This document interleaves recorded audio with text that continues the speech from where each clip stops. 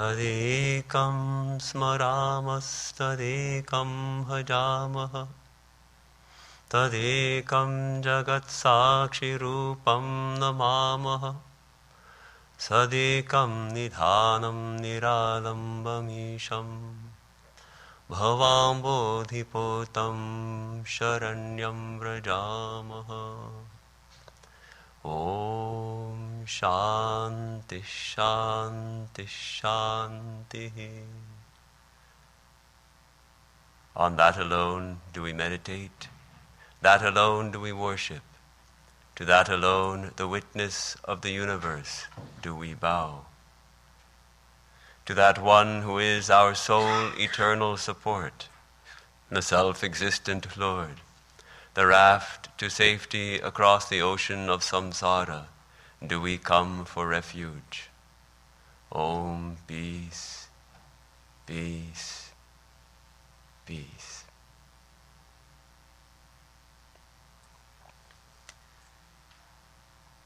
Good morning.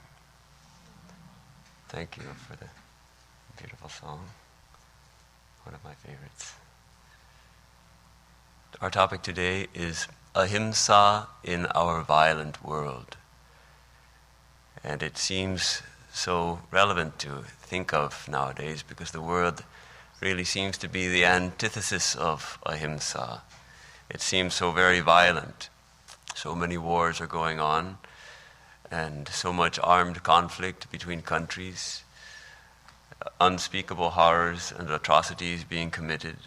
And everywhere it seems like the solution to a problem is to bomb, to shoot, to kill. And even if we look at American society, we find that American society itself has a lot of violence embedded deep within it.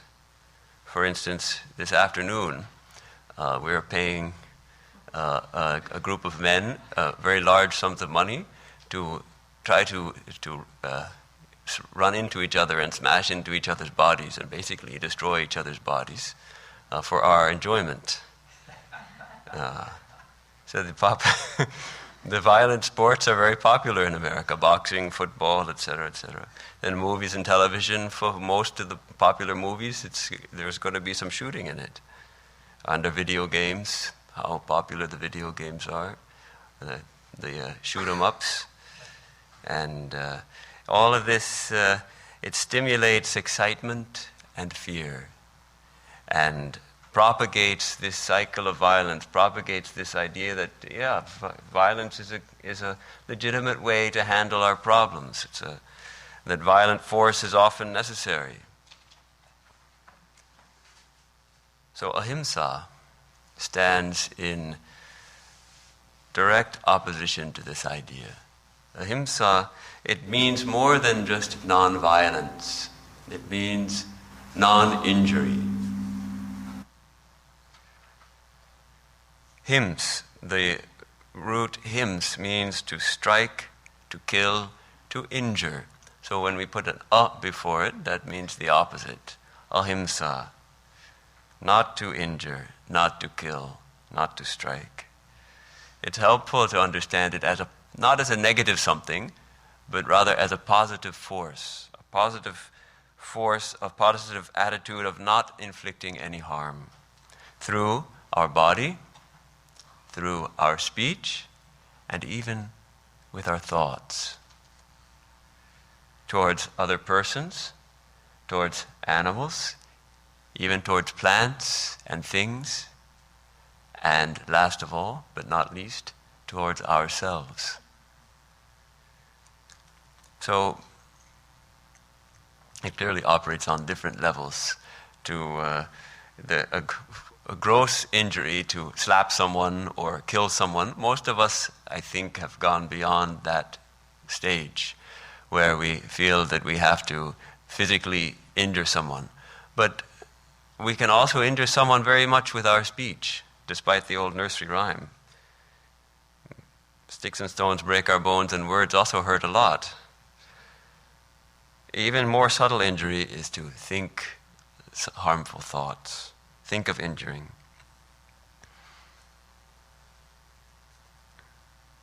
One thing which struck me when thinking about this very violent world, which seems like it's more violent than it was, is to just take a little look at history. For instance, in our Gospel of Sri Ramakrishna itself, M is having a conversation with Sri Ramakrishna, and he says, he quotes Vidyasagar, one of the pundits of the day, who says, "What is the use of calling on God? Just think of this incident. At one time, Genghis Khan plundered a country and imprisoned many people. The number of prisoners rose to about 100,000.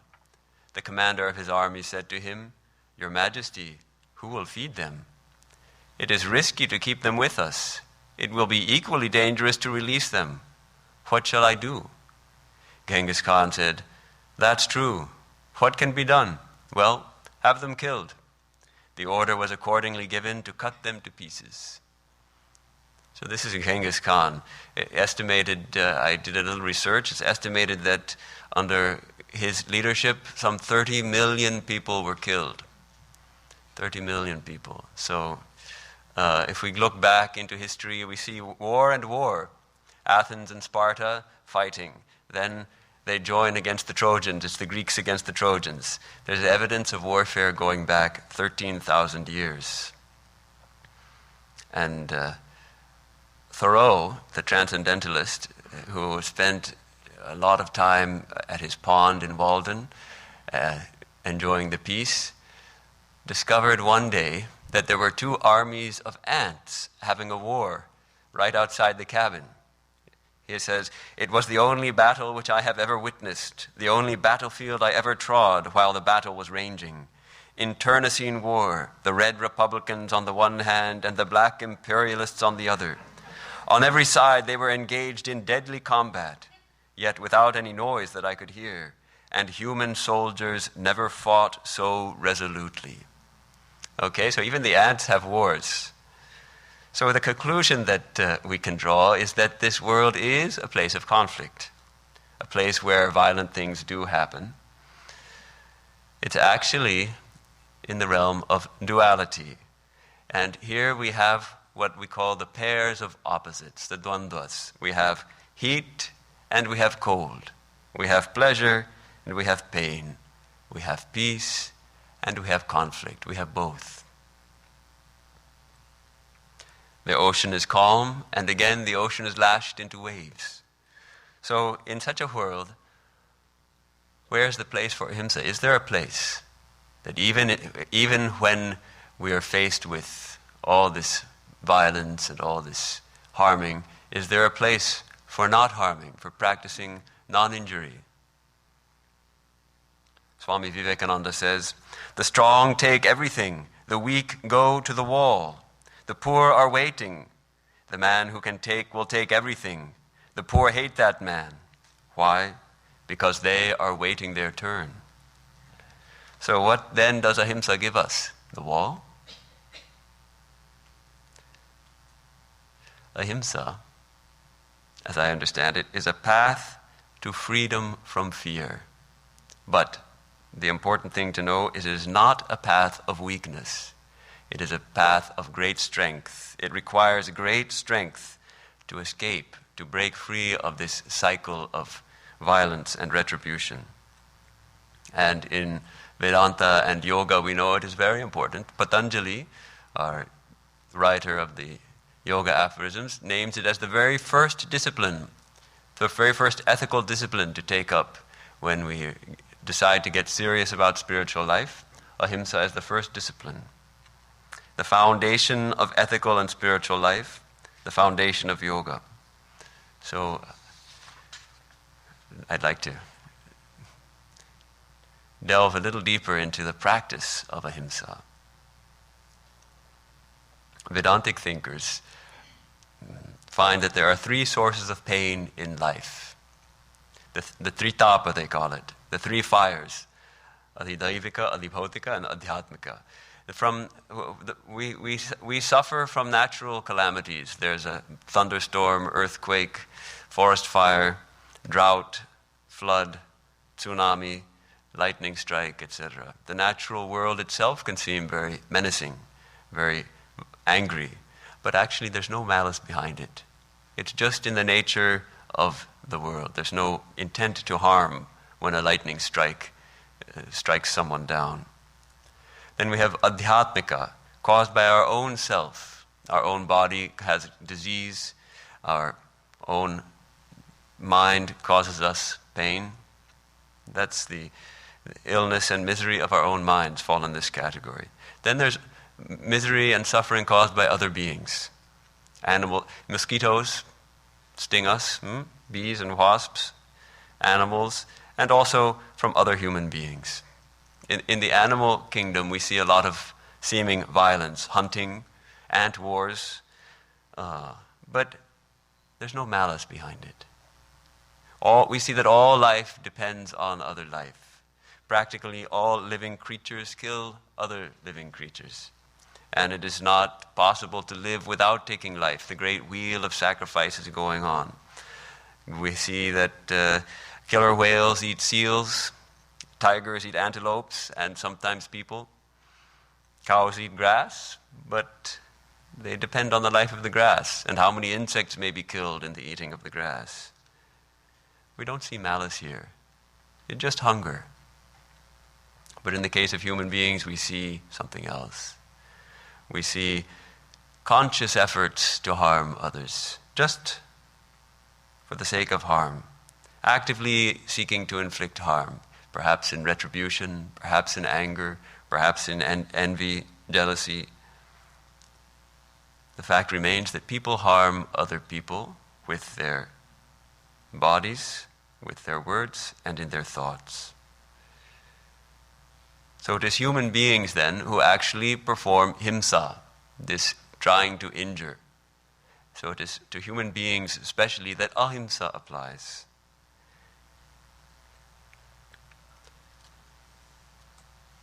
It's easy to decry all the violence that we see and all the wars and all that, but it's very difficult to root out that tendency in our own hearts.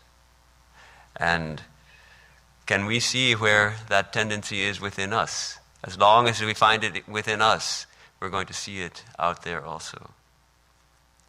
Alexander Solzhenitsyn, the Russian author, addresses this idea with a beautiful quote from his book, The Gulag Archipelago. He writes, "If only it were all so simple. If only there were evil people somewhere, insidiously committing evil deeds, and it were necessary only to separate them from the rest of us and destroy them. But the line dividing good and evil cuts through the heart of every human being, and who is willing to destroy a piece of his own heart?" It's a beautiful quote. The line dividing good and evil cuts through the heart of every human being. It's not that there are some evil people somewhere that we need to destroy and then everything will be all right. That line is right here also. So the practice of ahimsa, I think, is we can look at it as trying to erase that line in our heart, trying to remove that line, trying to uproot that tendency to harm others fully and completely. That tendency which separates us from each other and separates us from God.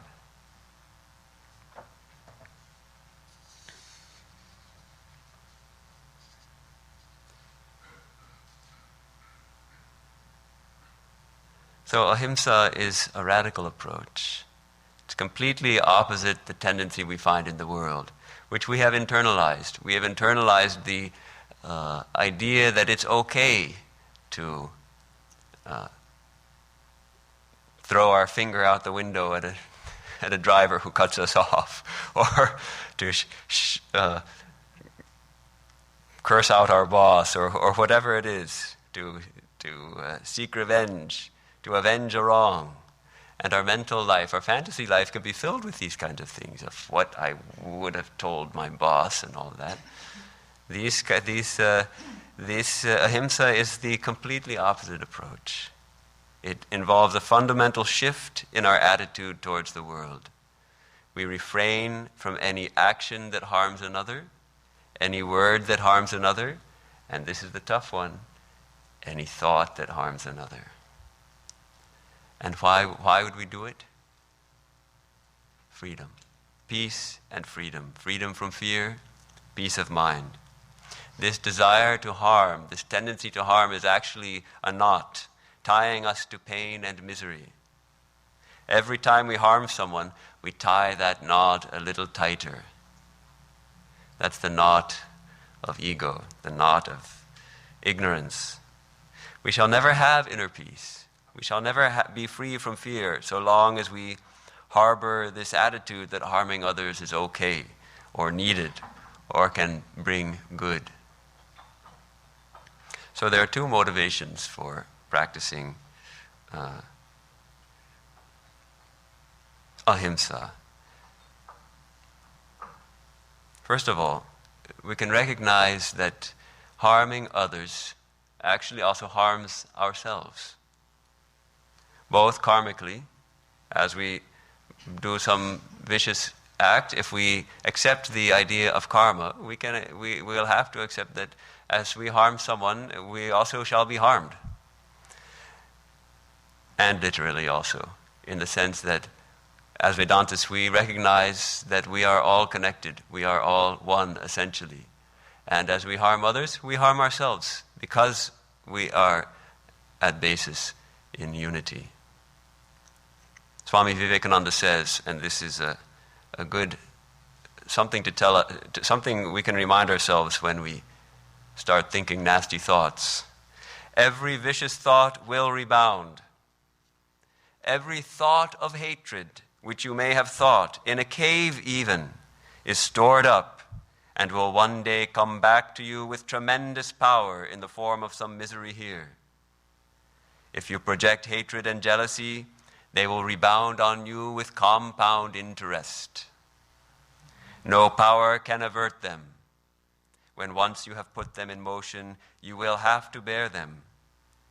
Remembering this will prevent you from doing wicked things. This is Swami Vivekananda in Raja Yoga.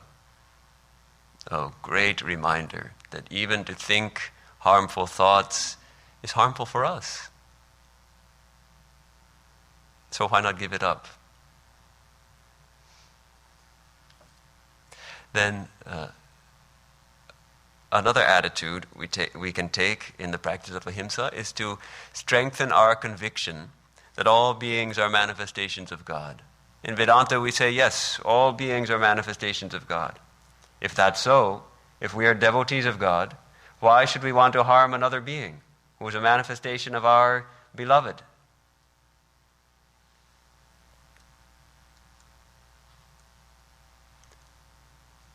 That's the devotional approach, or the wisdom approach.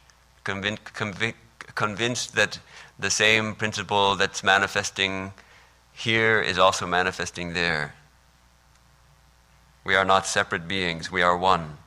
In harming another, I harm myself. Swami Vivekananda says, a yogi must not think of injuring anyone by thought, word, or deed. Mercy shall not be for men alone, but shall go beyond and embrace the whole world.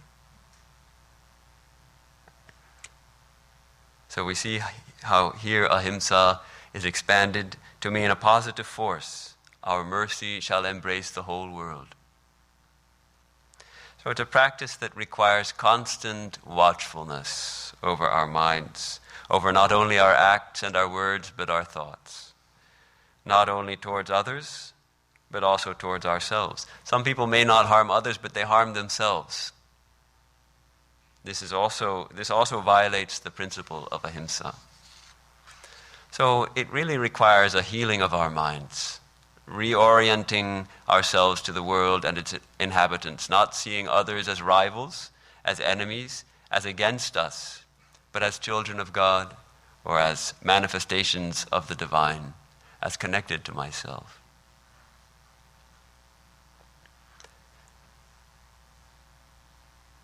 Jesus taught in the Sermon on the Mount, you have heard that it was said, an eye for an eye and a tooth for a tooth.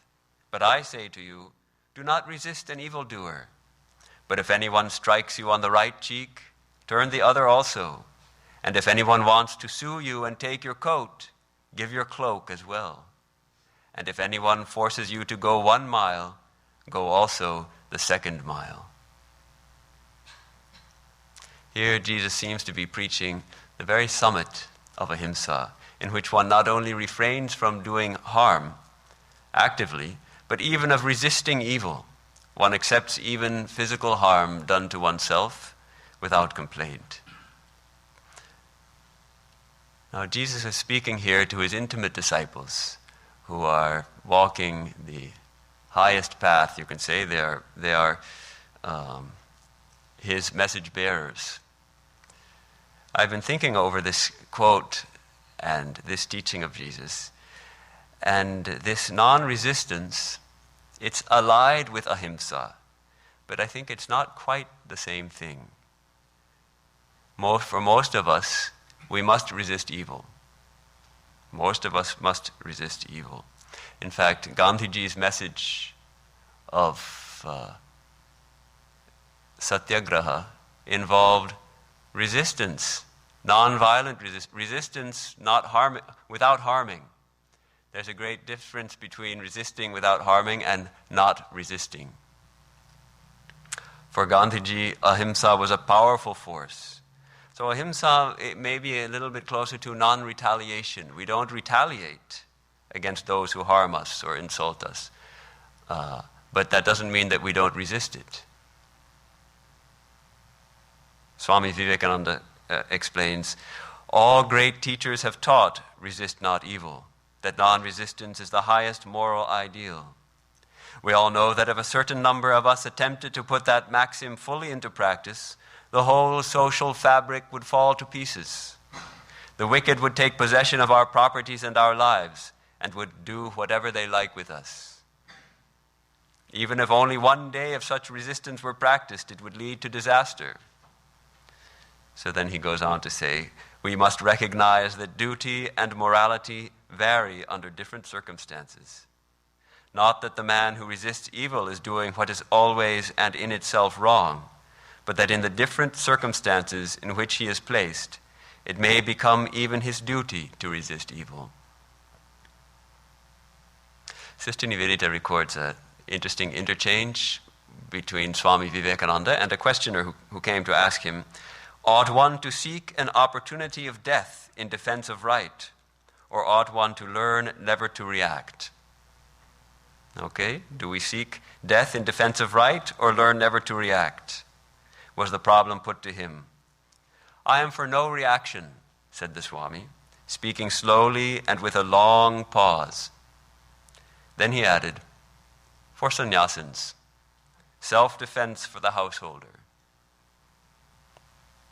So here we see, depending on one's station in life, one's application of ahimsa will be different.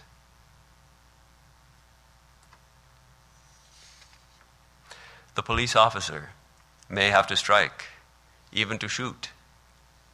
But if he is practicing or she is practicing ahimsa, there will be no desire to harm in the mind. No desire to harm connected with our actions.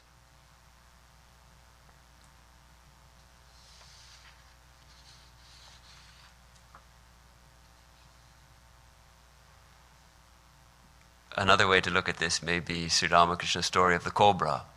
I think most of you know it. There was a vicious cobra. Once upon a time, there was a vicious cobra that lived in a field. And the boys who used to live in that village wanted to play in the field, but they couldn't because of the cobra. They would keep away from that field. And were always frightened to go near. But one day there was a holy man walking along, and he started to enter the field, and the boys told him, revered sir, don't go there. There's a terrible, vicious snake there. He'll bite you and kill you. Oh, don't worry, my children. I know some mantras, said the holy man. And he went into the field on his way. And sure enough, the snake came up and reared up its hood and started hissing. And the holy man chanted his mantras, and the snake fell down at his feet like an earthworm. So the holy man initiated the snake into spiritual life and taught it not to harm others, and became its guru and gave it a new name and all of that. So the snake was now initiated in spiritual life and instructed not to harm others. So the holy man said, now practice what I have told you and I'll come back to see you in a year's time. So what happened was the boys, after some time, noticed that the snake was no longer coming after them. The snake was no longer raising its hood if they happened to see it. So they started throwing stones and sticks at it sometimes. And they found that the snake it's not coming after them. The snake, in the meanwhile, it was living on fruits and roots and things without killing animals. And so the boys were getting bolder and bolder. And one day, one of them boldly ran up behind it, grabbed it by the tail, swung it around his head, and smashed it on the ground. And it started vomiting blood, and it looked like it was dead. So the boys were happy, and they left. Late that night, the snake crawled back to his hole, and somehow, after that, it wouldn't come out. It didn't die, but it was severely injured. It wouldn't come out during the day. It would only come out at night, and somehow managed to find something to eat. So a year went by, and the holy man was coming by there again, and he asked the boys, hey, have you seen that snake? And they said, oh no, the snake is dead, it's gone. But the holy man knew, how can that be? I have given it a mantra. It can't just die like that. So he went into the field and called it by its name, and it came out, and the holy man saw, goodness, you're so thin, what happened to you? Oh, well, I'm now only eating fruits and things like that. I'm not killing any animals. You instructed me, so that's why I'm thin now, Master. The snake had attained the quality of sattva, of peacefulness and gentleness. So it didn't even remember that the boys had tried to kill it. So the holy man said, well, there must be some other reason. Just think, what happened? Oh, yes, sir. Now I remember the boys, they didn't know that I wasn't harming them anymore, so they thought I would still harm them. So one of them grabbed me and smashed me on the ground. Then the holy man said, you fool, I told you not to bite. I didn't tell you not to hiss. That's the story. I didn't tell you not to hiss, just not to bite. So Sri Ramakrishna would say, you must hiss at wicked people. You must frighten them, lest they should do you harm. But never inject your venom into them. One must not injure others. This is the teaching of Sri Ramakrishna. A devotee asked him once, Sir, if a wicked man is about to do harm, or actually does so, should we keep quiet then? Sri Ramakrishna replied, a man living in society should make a show of tamas to protect himself from evil-minded people. But he should not harm anybody in anticipation of harm likely to be done him. So in anticipation of harm likely to be done him, there's no permission from Sri Ramakrishna to inflict harm. To make a show of tamas, this means to hiss, like the snake, to hiss, but not actually harming. Sri Ramakrishna did not like weakness. His disciple, the recorder of the Gospel of Sri Ramakrishna, told him one day, at mealtime, sometimes a cat stretches out its paw to take the fish from my plate, but I cannot show any resentment. Is trying to practice, maybe he's becoming a little too much like the snake. And Sri Ramakrishna said, why? You may even beat it once in a while. What's the harm? A worldly man should hiss, but he shouldn't pour out his venom. He mustn't actually injure others. But he should make a show of anger to protect himself from enemies. Otherwise, they will injure him. But a sannyasi need not even hiss. So this is the delicate line we have to walk, practicing ahimsa, and yet at times it may be necessary for us to hiss.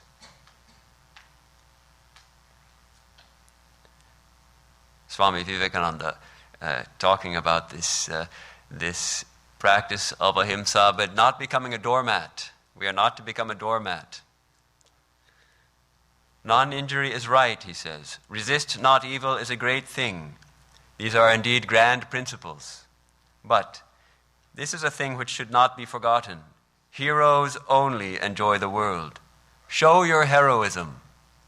Otherwise, you live a disgraceful life if you pocket your insults when you are kicked and trodden down by anyone who takes it into his head to do so.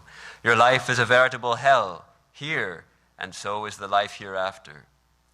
Of course, do not do any wrong. Do not injure or tyrannize over anyone. But try to do good to others as much as you can. But passively to submit to wrong done by others is a sin.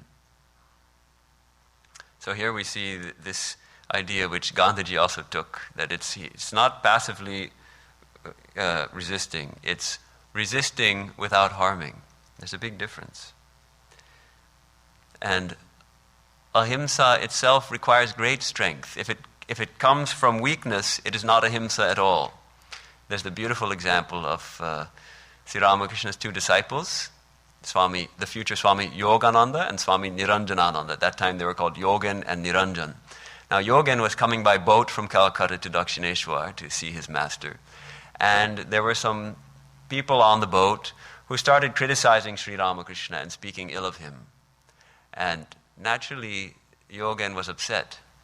But he kept quiet. He thought, well, they don't know him. What do they know? I don't have to say anything. So he bore it all the way to Dakshineshwar. He bore the criticisms of these other passengers about his spiritual teacher. When he came to Sri Ramakrishna and told him about it, he thought Sri Ramakrishna would be pleased with him for not speaking up, for bearing the difficulties. Sri Ramakrishna said, "What? They were speaking ill of me and you didn't say anything? Shame on you. The scriptures say you should cut off the head of a person who insults your guru." So that was a big scolding for Yogen. Now Niranjan, he was also another time coming from Calcutta to Dakshineshwar by boat. And some people started speaking ill of Sri Ramakrishna on the boat, started abusing him. Sri Ramakrishna had a reputation for being a madman, or for turning the heads of the young men. So whatever it may be, they were insulting Sri Ramakrishna. And Niranjan, he immediately spoke up. He had a fiery nature. He said, "What is this? Stop. No, you don't know him. He's a good man." But they didn't stop. They kept criticizing him. Niranjan became angry. And it ultimately came to the point that he stood up in the boat and started rocking it back and forth and said, "Either you stop or I'm going to sink the boat." Then they got frightened. So when Niranjan reached Sri Ramakrishna and told him what had happened, he said, "What? You are going to drown all those people just because there's a few words? What about the boatman? He wasn't saying anything. You were going to drown him too?" So he scolded him. Same circumstances. They both found themselves in the same circumstances. Yogen was given the instructions to speak up. Niranjan was given the instruction, hey, tone it down.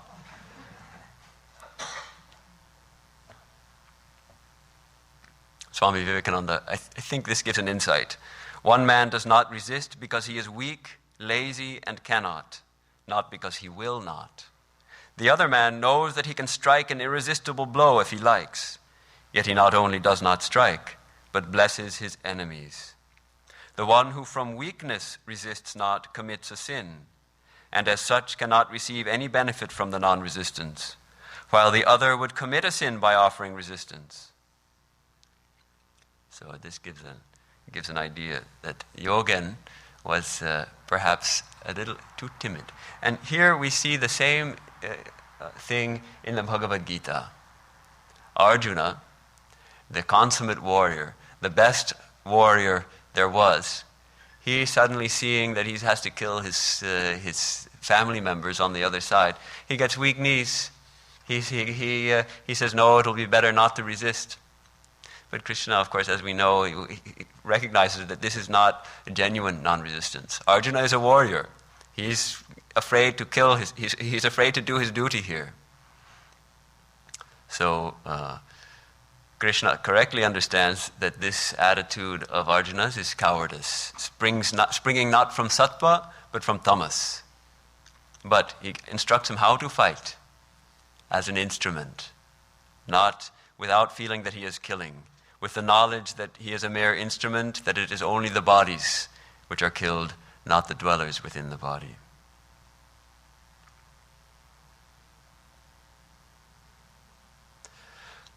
So when we put the practice of ahimsa, when we practice ahimsa in our own lives, we can ask ourselves, to what extent are we going to apply it? How far can we take it?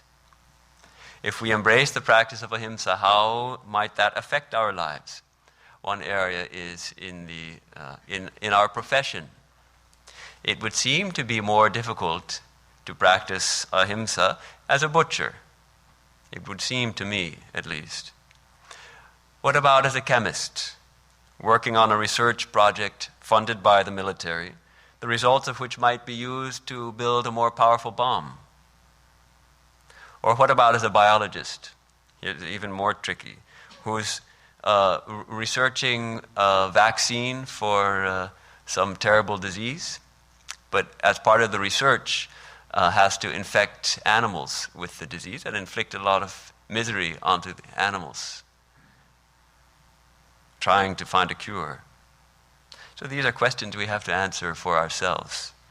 They are difficult questions. How far we'll take this practice of ahimsa. What about our investments? Many of us may have invested in the stock market, and some of our investments may be in companies that profit from inflicting harm. Smith & Wesson or whatever it may be. Buddha, to his students, Buddha specifically forbade certain professions to his followers. He forbade them to trade in weapons, to trade in human beings, like slavery and prostitution, to trade in meat, to trade in drugs and alcohol, and to trade in poisons. These professions Buddha forbade his followers to take up. Then there is the very controversial and topic which always leads to hot discussions of vegetarianism. Swami Vivekananda, here he also points out the question of context. He says, after carefully scrutinizing all sides of the question and setting aside all fanaticism that is rampant on this delicate question of food, I must say that my conviction tends to confirm this view, that the Hindus are, after all, right. I mean, that injunction of the Hindu Shastras, which lays down the rule that food, like many other things, must be different according to the difference of birth and profession. This is the sound conclusion.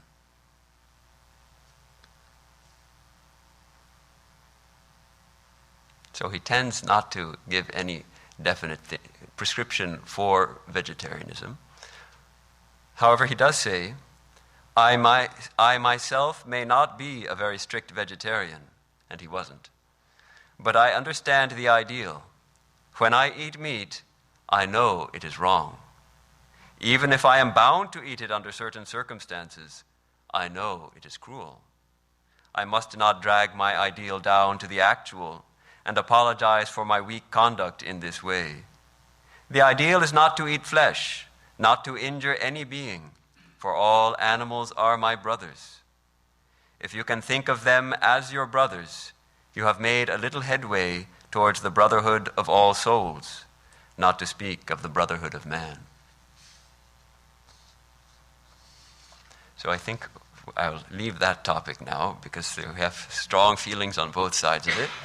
And you probably know that the monks of the Ramakrishna order are some of them are vegetarian and some are not. And it's not a requirement for membership in Vedanta society or attendance at our functions or anything like that.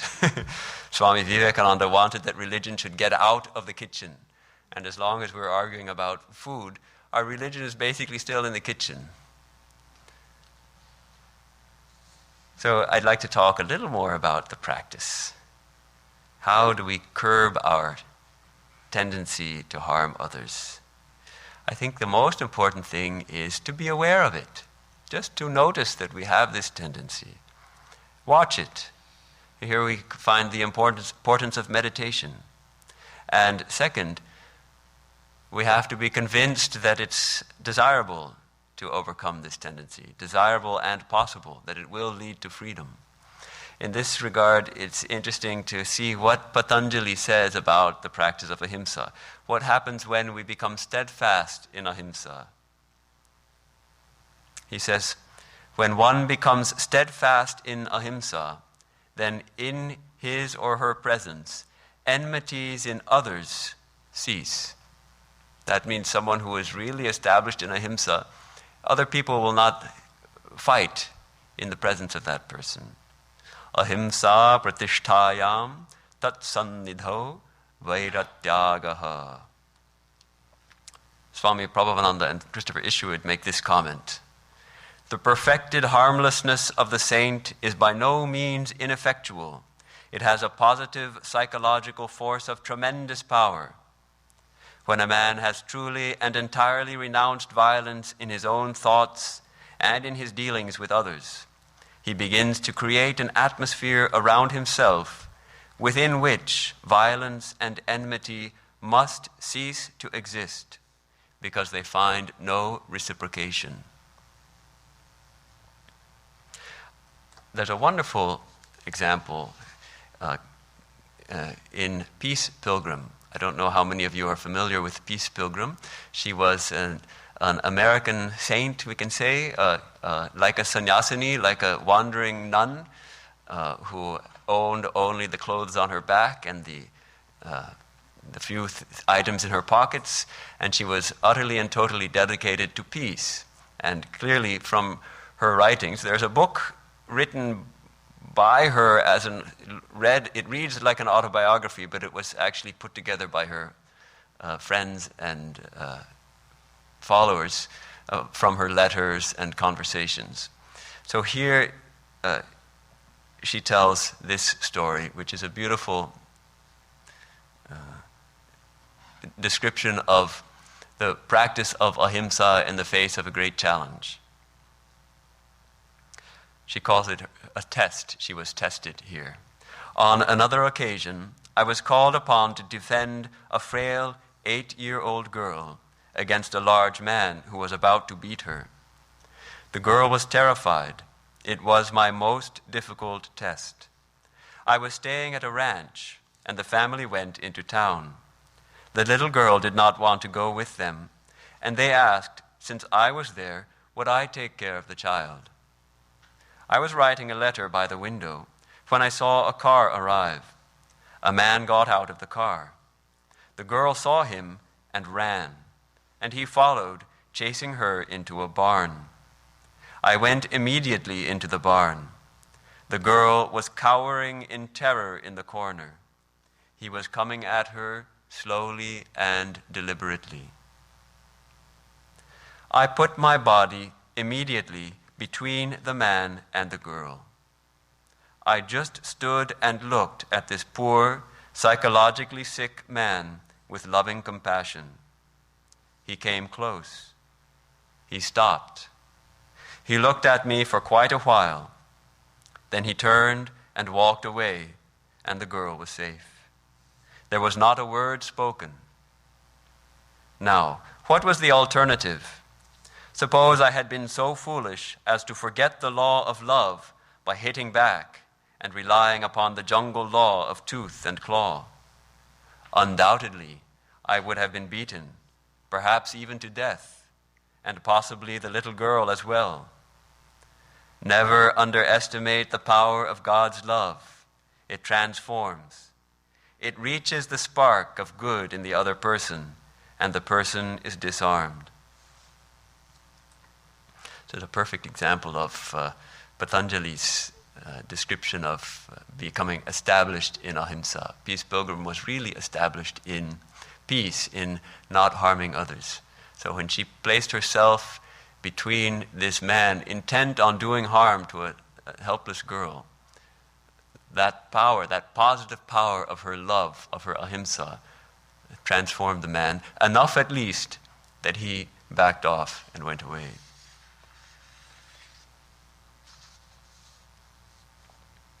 When we are faced with a situation in which we wish to respond harshly, can we examine our motives?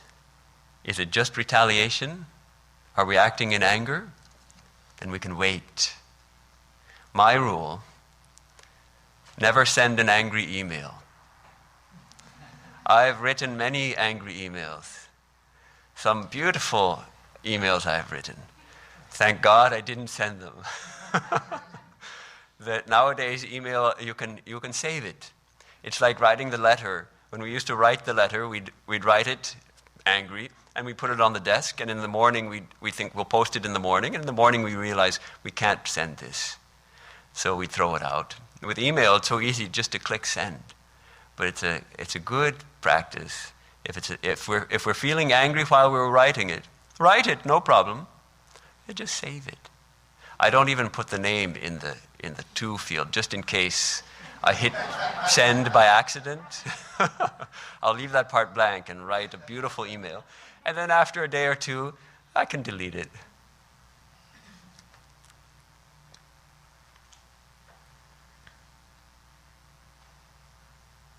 Swami Vivekananda gives us a test of ahimsa.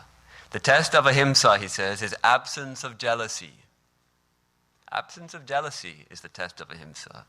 He says a man may do a good deed or make a good gift on the spur of the moment or under the pressure of some superstition or priestcraft. But the real lover of mankind is he who is jealous of none. It's interesting, when reading this, that jealousy should be called the test of ahimsa. Jealousy, hidden within jealousy, there is some desire to harm, evidently, because we feel uncomfortable that someone has something that we want, and there's a negative feeling towards that person. That itself is himsa. That itself is an intent to harm.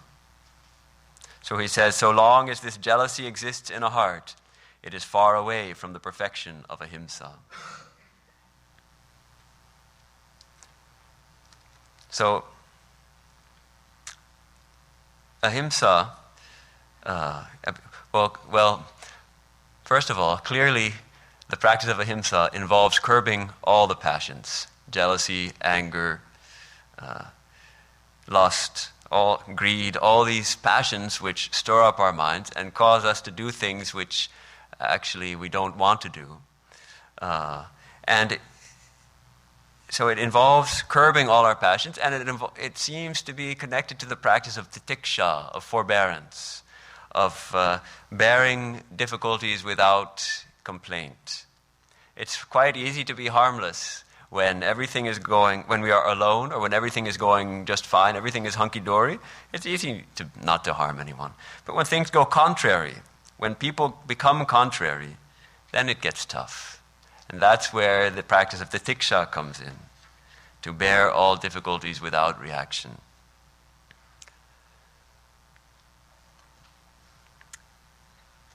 Now, there is always a tendency among some people to take things a little too far. And Swami Vivekananda points this out, that the practice of ahimsa also can be taken too far. He says, a good practice carried to an extreme and worked in accordance with the letter of the law becomes a positive evil. The stinking monks of certain religious sects who do not bathe lest the vermin on their bodies should be killed never think of the discomfort and disease they bring to their fellow human beings. So probably talking about certain Jain monks. Jainism takes the practice of ahimsa to the highest level. Some of the Jain monastics, they wear even a cloth over their mouth so as not to inhale any insects or injure any insects, and walk with a little broom to sweep the insects out of the path. And apparently some of them don't even bathe so as to avoid harming the little critters living on their bodies. But in doing so, they cause a lot of difficulty to others. The stinking monks, as Swamiji puts it. So we need not go that far. I'd like to close by just mentioning a couple of interesting incidents. Balaram Bose, one of Sri Ramakrishna's disciples, was a Vaishnava, and he was great believer in Ahimsa, in the practice of non-injury, so much so that he didn't even want to kill a mosquito. Now, after associating with Sri Ramakrishna for a couple of years, he began to feel that really the goal of life is to realize God. That's the one goal, to keep our minds on God. And that probably, therefore, if these mosquitoes are really distracting me, if I kill them and I can that way meditate better, maybe it's all right. But he had this orthodox upbringing, so he doubted this idea, he doubted this reasoning, and he found himself in a real dilemma. Is it all right to kill the mosquitoes or not? So he went to Dakshineshwar to ask Sri Ramakrishna about it. And what did he find? Arriving at Dakshineshwar, he found to his great surprise that Sri Ramakrishna was outside, shaking out his pillow and killing the bed bugs that were in the pillow. And as Balaram approached him and saluted him, Sri Ramakrishna said, "There are many bed bugs breeding in my pillow.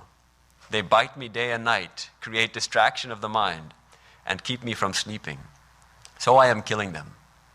So Balaram's question was answered by Sri Ramakrishna without him even having to mention it. This is one interesting incident. Another incident which gives us something to think about. Swami Vivekananda was on a boat going back to India between Aden and Colombo. And I'll read from the life of Swami Vivekananda. There were two of his fellow passengers on the boat. They were Christian missionaries who insisted on discussing the contrast between Hinduism and Christianity. Their methods of argument were most offensive. When they were beaten at every point, and arguing with Swami Vivekananda, you can imagine they would be beaten at every point very quickly. They lost their temper and became virulent and abused the Hindus and their religion. The Swami stood it as long as he could. Then, walking close to one of the speakers, he suddenly seized him quietly but firmly by the collar and said, half humorously, half grimly, "If you abuse my religion again, I'll throw you overboard." The frightened missionary shook in his boots and said under his breath, "Let me go, sir. I'll never do it again." From that time on, he was most obsequious to the Swami on all occasions and endeavored to remedy his misbehavior by exceeding kindness. So it's an interesting incident. Of course, Swami Vivekananda wouldn't actually have thrown him overboard. But here, even sannyasin that he was, he had this great power, and he manifested it in this way. Sri Ramakrishna says, "In the presence of a wicked person, I become alert. If such a man asks me whether I have a pipe for smoking, I say, 'Yes, I have.' Some people have the nature of a snake. They will bite you without warning.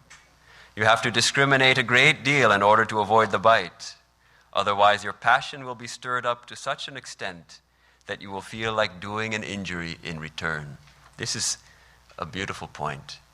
Be careful in the presence of others who may harm you or insult you. Why? Because otherwise your passion will be stirred up and you will want to do an injury in return. So here Sri Ramakrishna says the emphasis is on not doing an injury in return.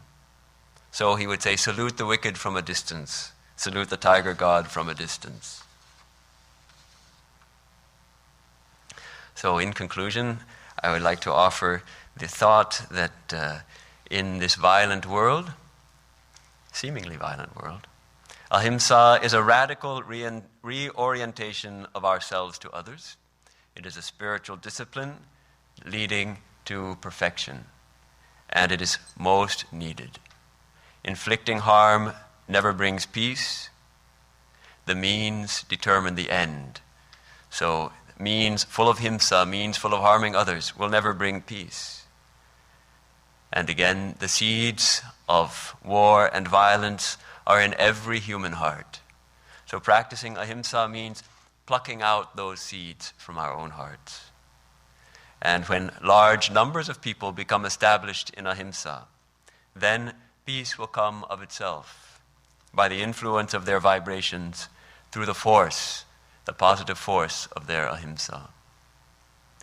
And we are all called, as Vedantists, to take up the practice earnestly, attain peace for ourselves, and shed that light of peace on the world, usher in an era of peace in the world.